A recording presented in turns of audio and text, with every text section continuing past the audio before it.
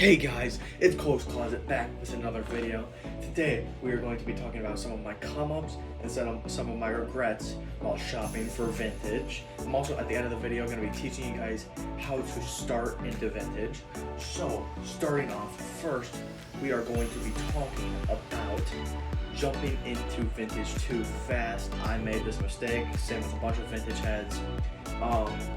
You get into vintage and you just buy, even though that stuff sometimes isn't the stuff that you end up liking. I'll grab a couple examples here really quick. Okay, so I have two examples right here. The best example for this is mostly any NFL tee I've bought. I have bought maybe 6 or 7 of these, and they're just not even that old, and they all look kind of the same. And they're all right, but they're nothing special. I should save my money and buy something better than that. Like a cooler NFL tee or even a different thing entirely. And the second thing is, when you jump into it, you don't really think about what you're purchasing. So I bought this Led Zeppelin shirt thinking, yeah, it looks cool and all that. But I thought about it, and one of my friends actually told me this. This looks a lot like a Hot Topic shirt, which is not what you want in your vintage collection, because then people think you're wearing vintage, which is just not okay at all. So yeah, that's one of the worst things to happen, is to just jump into vintage way too fast. Next, a come up, or like something that I've built into my schedule, is thrifting. Thrifting can help vintage heads a ton. You can find a bunch of really cool pieces there. I got a couple examples I'm going to grab right here really quick. Example, I found this at a Goodwill for only $3. It is a Pro Player Texans t-shirt from '99. It's pretty dope. It's a new add-on to the collection. I actually just got it a couple days ago. You can check that out in my Cleveland haul video, which is the last video I uploaded. But yeah, this is a dope shirt. It was only $4, which is a steal for this shirt. And if you end up not liking it, you can always sell it, which is profit. Profit is key. So yeah, thrifting is a win-win no matter what. I also found this at a local flea market. You can also check that out in my flea market video. This was only $2, and it's pretty nice. Also, I found this one on the floor right here because I was measuring it for a guy. And I'm about to sell it for $30 probably, because this guy's messaging me about it, and he's like, I'm gonna buy it. So yeah, just waiting on that. So yeah, it's free money and cheap vintage, which is a win-win. Okay, another downside is not checking the eBay thoroughly enough. This also ties in with buying vintage too fast and getting into it, because you just rush buy. Oh, this shirt's cheap and it's from '84, buy.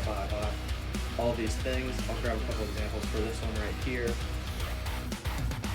I actually don't have too many examples for this one, but I do have this right here. So I saw this Van Halen tee, and I was like, this shirt looks dope. In the description it says from 1984, and before I bought this it had a tag, and the tag looked non-papery because I was just getting into vintage. This was my first big purchase, so I kind of just went for it. And it ended up being a paper tag from 2007. So I was rightfully mad. And I made a mistake by buying that. And it happens. It happens a lot actually. But now that I have a more experienced eye for that type of stuff, it won't happen as much. But yeah, once again, just make sure you're looking through eBay, reading reviews, how much shipping, all that stuff, looking through every picture, messaging sellers about measurements. You gotta know your measurements too. You just have to be perfect on everything. And I'm gonna say my next vintage helper is you want to know local areas near you that sell strictly vintage. So for me, there's Uncovered Vintage and Highlight Throwbacks. Let me go grab the shirts that I got. So here's a shirt I got from Uncovered Vintage. It was ZZ Top. Dope shirt, got it for $40. They were having 50% off sale. Dope store. Here's a shirt I got from Highland Throwbacks. It's a liquid blue shirt. Pretty dope. Got that for 25% off. But yeah, like anywhere you're going, always make sure, because I went down to Florida recently and I stopped by 3 vintage stores, as I was down there. Wait. Yeah, 3 vintage stores I was down there. I picked up 4 shirts. Really dope people down there. Yeah, so just always know your surroundings. Make sure that if you're getting into vintage, you got to see if there's a vintage store near you, because if there is, you got to go there. Yeah, so just know your surroundings vintage-wise very well. Same with speaking into the flea markets and stuff, you need to know where those are too. Because I know there's one right down there. There's a thrift shop right over there. There's multiple Goodwills down that way, Salvation Army. So yeah, you just need to know that stuff, kind of. Let me think. My next vintage flaw is giving into the sale. And the brand. Don't give into the sale or the brand. So let's say, this actually happened to me. Let's say, well, not specifically, I'm going to make up a scenario really quick. Let's say you walk into a thrift store, you see a Metallica shirt, tag looks good, everything looks good. You don't look it up on eBay because you're in a hurry. You buy it, you're gonna potentially wear it, and it ends up not fitting you, and you can't find it anywhere online because it's just a reprint, fake. This actually happened to me, but not really. I think it's a real thing that I can't find. AC/DC crew neck. Found it at a thrift market for like $6. I was like, oh, this is kind of cool. It's kind of cool.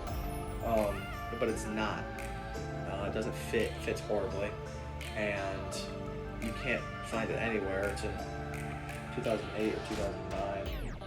And yeah, you just can't find this crew neck anywhere, so it can't go for anything. So yeah, that's a really big downside. You gotta make sure that stuff fits. Crew necks have different measurements, and sometimes they won't fit, but sometimes they will.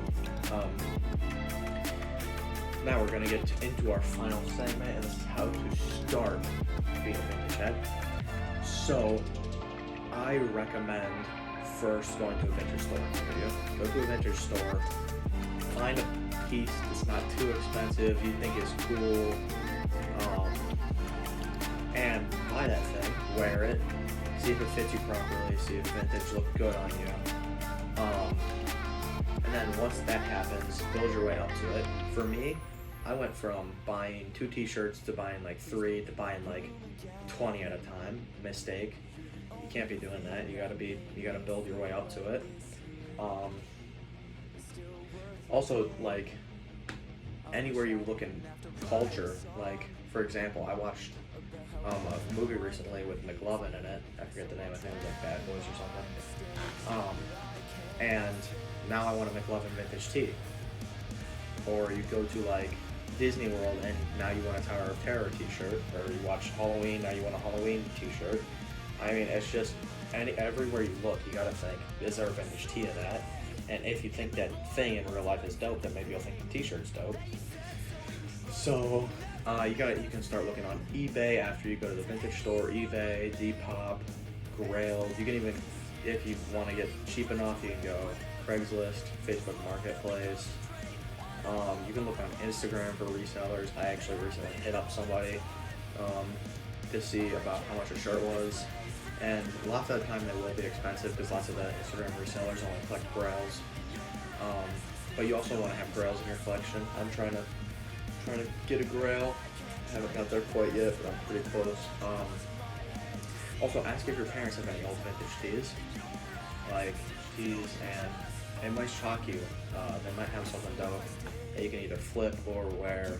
It's up to you, honestly. But yeah, collect what you know too. I'm gonna be honest, I know nothing about bands, so that's why I started my collection with mainly sports and Harley Davidson.